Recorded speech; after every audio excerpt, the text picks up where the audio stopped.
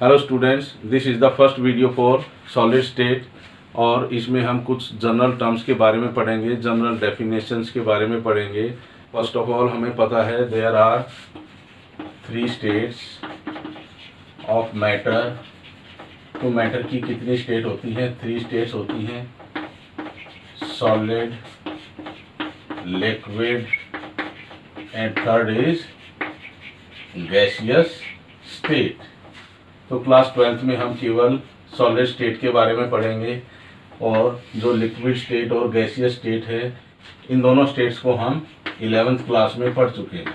तो इस क्लास में हम केवल डिटेल स्टडी करेंगे सॉलिड स्टेट्स के बारे में, उनकी डिफरेंट प्रॉपर्टीज़ और कितने तरह के सॉलिड्स होते हैं उनके बारे में हम पढ़ेंगे। सबसे पहले हमें पता होना चाहिए व्हाट इज सॉलिड।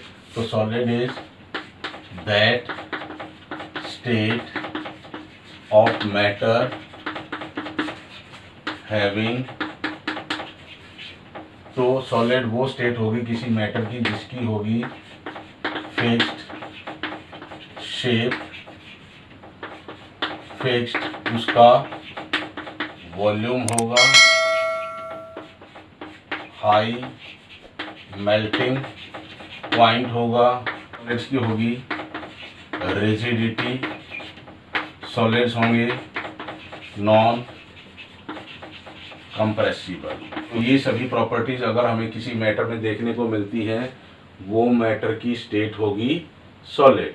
तो अब हम बात करेंगे क्लासिफिकेशन ऑफ सॉलिड्स के बारे में। तो basically there are 2 types of solids. और किस बेस पर करते हैं हम सॉलिड्स का classification? On the basis of arrangement of their constituent particles. तो किस तरह से किसी सॉलिड में उसके कॉन्स्टिट्यूएंट पार्टिकल्स अरेंज हैं, उस बेस पर हम सॉलिड्स को 2 कैटेगरी में डिवाइड कर देते हैं। एक रहेगा अमॉर्फस सॉलिड और दूसरी तरह की रहेंगे क्रिस्टलाइन सॉलिड्स। तो किस तरह से हम इनको क्लासीफाई करेंगे और क्या डिफरेंस होंगे इन अमॉर्फस सॉलिड्स और क्रिस्टलाइन सॉलिड्स में, अब हम इनको डिस्कस करेंगे डिटेल में। और कई बार इन्हीं डिफरेंस में से एक क्वेश्चन आ जाता है और जब हम इनके डिफरेंसेस देखेंगे तो हम वहाँ से उन क्वेश्चंस के आंसर इजीली दे सकते हैं। तो क्या रहेंगे अमॉर्फस सॉलिड्स और क्रिस्टलाइन सॉलिड्स के बीच में डिफरेंस? अमॉर्फस और क्रिस्टलाइन सॉलिड्स में जो अरेंजमेंट्स रहेगी कंस्टिट्यूएंट पार्टिकल्स की, वो डिफरेंट रहेगी और वो डिफरेंट किस तरह से है उनको अब हम डिस्कस करेंगे। तो एक साइड में हम लिखेंगे क्रिस्टलाइन सॉलिड्स के बारे में और दूसरी साइड लिखते हैं हम अमॉर्फस सॉलिड्स के बारे में। तो किस तरह से होंगे? तो ऐसे कौन से सॉलिड्स होंगे जिनको हम क्रिस्टलाइन बोलेंगे और वो ऐसे कौन से सॉलिड्स होंगे जिनको हम कैटेगरी में रखेंगे अमॉर्फस सॉलिड्स की? तो क्रिस्टलाइन सॉलिड्स वो सॉलिड्स होते हैं जिसमें रेगुलर अरेंजमेंट रहेगी किसकी? कॉन्स्टिट्यूएंट पार्टिकल्स की। तो ऐसे सॉलिड्स जिसमें रेगुलर अरेंजमेंट हमें मिलती है कॉन्स्टिट्यूएंट पार्टिकल्स की, वो होंगे क्रिस्टलाइन सॉलिड्स। और ऐसे सॉलिड्स जिसमें जो कॉन्स्टिट्यूएंट पार्टिकल्स होंगे वो रेगुलर अरेंजमेंट में हमें नहीं मिलते। तो in amorphous solid the constituent particles are not in regular arrangement. तो जिसमें रेगुलर अरेंजमेंट मिलती है वो क्रिस्टलाइन सॉलिड होंगे और जिसमें रेगुलर अरेंजमेंट नहीं मिलेगी ऐसे सॉलिड्स होंगे अमॉर्फस सॉलिड्स। तो रेगुलर किस तरह से रहेगा? जैसे हम मान लेते हैं हमारे पास एक क्रिस्टलाइन सॉलिड है जिसके कॉन्स्टिट्यूएंट पार्टिकल्स हैं ए एंड बी, और वो ए और बी पार्टिकल्स इस तरह से वो रेगुलर अरेंजमेंट में हमें मिलेंगे। तो इस तरह के सॉलिड को हम बोलेंगे क्रिस्टलाइन सॉलिड। तो ये इस तरह से अगर हमें अरेंजमेंट मिलती है किसी सॉलिड में, वो होगा अपना क्रिस्टलाइन सॉलिड। अगर अमोर्फस सॉलिड में देखें उसके भी कॉन्स्टिट्यूएंट पार्टिकल्स ए और बी ही हैं, तो उसमें हमें कोई भी रेगुलर अरेंजमेंट हमें उन पार्टिकल्स की नहीं मिलती। तो इस तरह का जो सॉलिड होगा वो होगा अमोर्फस सॉलिड, और जिसमें कॉन्स्टिट्यूएंट पार्टिकल्स किसी पर्टिकुलर मैनर में किसी तरीके से अरेंज होंगे, वो रहेंगे अपने क्रिस्टलाइन सॉलिड्स। तो क्रिस्टलाइन सॉलिड में हमें जो कॉन्स्टिट्यूएंट पार्टिकल्स हैं वो कोई ज्योमेट्रिकल पैटर्न में अरेंज होंगे, लेकिन अमोर्फस सॉलिड में हमें कोई भी ज्योमेट्रिकल पैटर्न ऑफ अरेंजमेंट उन कॉन्स्टिट्यूएंट पार्टिकल्स की नहीं मिलती। अब सेकंड रहेगा इसमें point, they are having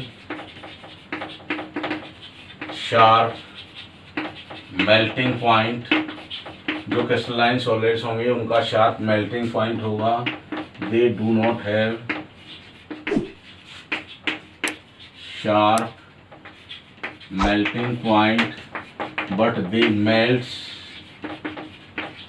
over a range of temperature। तो जो क्रिस्टलाइन सॉलिड होंगे उनका एक फिक्स मेल्टिंग पॉइंट होगा। उस मेल्टिंग पॉइंट पर अगर वो सब्सटेंस पहुंच जाते हैं तो वो एकदम से मेल्ट हो जाएंगे, लेकिन अमोर्फस सॉलिड्स एकदम से मेल्ट नहीं होंगे, तो उनके लिए हमें उनको लगातार हीट करना होगा। और थर्ड पॉइंट रहेगा, they are anisotropic in nature. तो जितने भी क्रिस्टलाइन सॉलिड होंगे वो एनाइसोट्रॉपिक होंगे। और एनाइसोट्रॉपिक का मतलब क्या रहेगा कि जो इन सॉलिड्स की फिजिकल और मैकेनिकल प्रॉपर्टीज होगी, जैसे refractive index, electrical conductivity, velocity of light, वो हमें डिफरेंट मिलेगी in different directions in these solids. अगर हम क्रिस्टलाइन सॉलिड्स में इन फिजिकल प्रॉपर्टी को मेजर करेंगे डिफरेंट डायरेक्शन में, तो इन फिजिकल प्रॉपर्टीज़ की वैल्यू डिफरेंट मिलेगी उन सॉलिड्स में जो होंगे क्रिस्टलाइन, लेकिन जो अमोर्फस सॉलिड होंगे वो रहेंगे आइसोट्रॉपिक इन नेचर, क्योंकि यहाँ पर इरेगुलर अरेंजमेंट है, और इरेगुलर अरेंजमेंट के कारण जो ये फिजिकल प्रॉपर्टीज़ होंगी इनमें इतना ज़्यादा चेंज हमें नहीं मिलेगा जब हम इन अमोर्फस सॉलिड्स में डिफरेंट डायरेक्शन में इन फिजिकल प्रॉपर्टीज़ को मेज़र करेंगे। तो जो ये आइसो है वर्ड, इसमें आइसोट्रॉपिक में आइसो मीन्स सेम, इसका मतलब जो फिजिकल या मैकेनिकल प्रॉपर्टीज़ हम इन अमोर्फस सॉलिड्स में चेक करेंगे डिफरेंट डायरेक्शन में, वो सभी की सभी सेम मिलेंगी। लेकिन जो यहाँ एनाइसो वर्ड है उसका मतलब क्या है, डिफरेंट और नॉट सेम। तो ये जो फिजिकल प्रॉपर्टीज़ हम मेज़र करेंगे इन क्रिस्टलाइन सॉलिड्स में इन डिफरेंट डायरेक्शन, उनकी वैल्यू चेंज होगी और डिफरेंट मिलेगी जब हम इन फिजिकल या मैकेनिकल प्रॉपर्टीज़ को मेज़र करेंगे उस क्रिस्टलाइन सॉलिड्स में in different direction. Next point रहेगा हमारा, they are having both long and short range of arrangement. और अरेंजमेंट किसकी, कॉन्स्टिट्यूएंट पार्टिकल्स की। तो जो क्रिस्टलाइन सॉलिड्स होंगे उनमें हमें जो अरेंजमेंट मिलेगी कंस्टिट्यूएंट पार्टिकल्स की वो सेम रहेगी अगर हम उनको मेजर करेंगे किसी स्मॉल पोर्शन में उस क्रिस्टलाइन सॉलिड में, या उसी अरेंजमेंट को जब हम देखेंगे किसी लार्ज पार्ट में तो वो अरेंजमेंट सेम मिलेगी। तो इट मीन्स जो अरेंजमेंट रहेगी उसके कंस्टिट्यूएंट पार्टिकल्स की वो शॉर्ट रेंज में भी वही होगी और लॉन्ग रेंज में भी वही रहेगी। लेकिन एमोर्फस सॉलिड्स में यही रेंज ऑफ अरेंजमेंट शॉर्ट हो जाती है क्योंकि वहाँ पर इरेगुलर अरेंजमेंट होगी। तो कोई पर्टिकुलर अरेंजमेंट इन एमोर्फस सॉलिड्स में उन कंस्टिट्यूएंट पार्टिकल्स की केवल हमें स्मॉल पार्ट या छोटे से पार्ट में ही देखने को मिलती है। So amorphous solids are having only short range of arrangement of constituent particles। तो केवल यहाँ पर जो अरेंजमेंट ऑफ कंस्टिट्यूएंट पार्टिकल्स होगी वो केवल शॉर्ट रेंज के लिए ही हमें मिलेगी। लेकिन जब हम उस रेंज से आगे चल के उसमें कंस्टिट्यूएंट पार्टिकल्स की अरेंजमेंट को देखेंगे तो वहाँ पर वो अरेंजमेंट हमें डिफरेंट मिलेगी उस पर्टिकुलर पार्ट से। तो इसलिए जो अमोर्फस सॉलिड्स हैं उनमें केवल जो रेंज ऑफ अरेंजमेंट है वो केवल शॉर्ट ही होगी। नेक्स्ट पॉइंट रहेगा इसका, दे आर कॉल्ड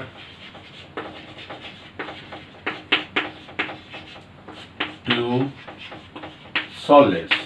तो इन सॉलिड्स को हम क्या बोलते हैं? True solids. तो इन सॉलिड्स को हम ट्रू सॉलिड्स इसीलिए बोलते हैं क्योंकि इसके हर पार्ट में जो अरेंजमेंट रहेगी कंस्टिट्यूएंट पार्टिकल्स की वो सेम रहेगी, वो चेंज नहीं होगी।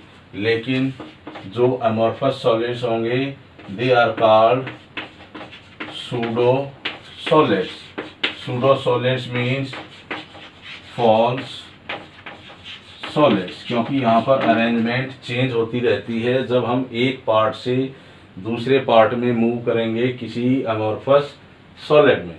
नेक्स्ट इसमें डिफरेंस रहेगा, they give clean cleavage. It means जब हम इन क्रिस्टलाइन सॉलिड्स को कट करते हैं किसी शार्प कटिंग टूल से तो वहाँ पर हमें क्लीन क्लीवेज मिलता है क्योंकि यहाँ पर जो पार्टिकल्स की अरेंजमेंट है वो एक फिक्स है।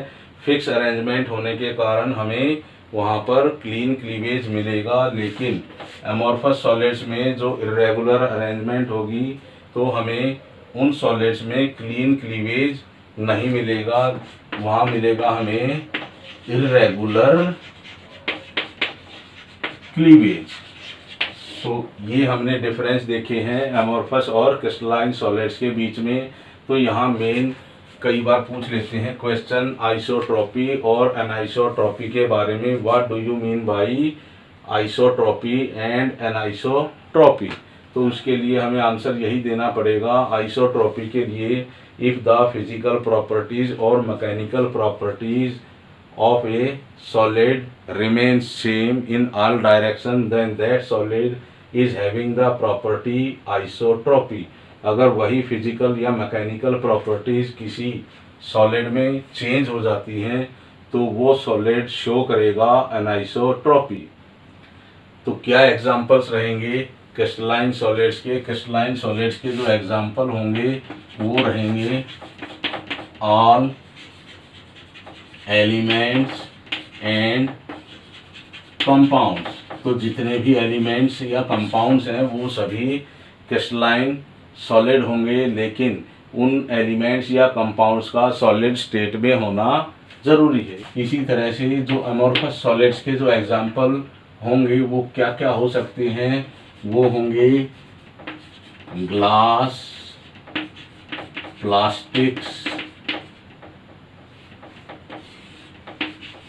रबर, और एक रहेगा यहाँ पर एमोर्फस सिलिका। और सिलिका का फॉर्मूला क्या होता है? SiO4। O2। तो यही सिलिका हमें क्रिस्टलाइन फॉर्म में भी मिलेगी जब ये SiO2 मॉलिक्यूल्स किसी पर्टिकुलर अरेंजमेंट में हमें मिलते हैं। क्रिस्टलाइन सॉलिड्स का क्लासिफिकेशन पढ़ने से पहले हम एक पॉइंट और यहाँ पर डिस्कस करें जो हमें हेल्प करेंगे उन डिफरेंसेस को याद रखने के लिए जो होंगे अमोर्फस और क्रिस्टलाइन सॉलिड्स के बीच में। तो यहाँ हम देख रहे हैं कि मैंने एक क्रिस्टलाइन सब्सटेंस को इस तरह से रिप्रेजेंट किया था AB AB AB BA BA BA AB AB AB। तो यहाँ हम देख रहे हैं कि जो क्रिस्टलाइन सब्सटेंस के जो कॉन्स्टिट्यूएंट पार्टिकल्स हैं, A के बाद B आता है, B के बाद A आता है। तो ये किसी पर्टिकुलर पैटर्न में किसी पर्टिकुलर लाइन में हमें मिलते हैं। इसी तरह से जब हम इस डायरेक्शन में देखेंगे तो यहाँ पर भी हमें AB AB ये एक लाइन में मिलते हैं। अगर इस तरह से किसी सॉलिड में कंस्टिट्यूएंट पार्टिकल्स की अरेंजमेंट मिलती है जो एक लाइन में मिलेंगे उसके कंस्टिट्यूएंट पार्टिकल्स, तो वो सब्सटेंस रहेगा क्रिस्टलाइन सॉलिड। और उसी सॉलिड का फिक्स्ड मेल्टिंग पॉइंट होगा, क्लीन क्लीवेज होगी उनकी, और वो होंगे ट्रू सॉलिड्स।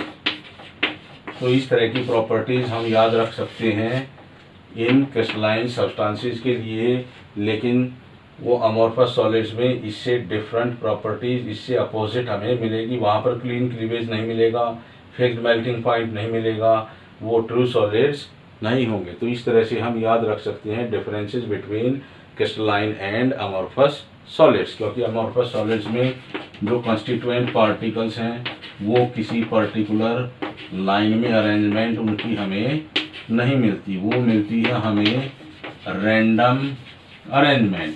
तो रैंडम अरेंजमेंट मिलेगी हमें केवल अमोर्फस सॉलिड्स में।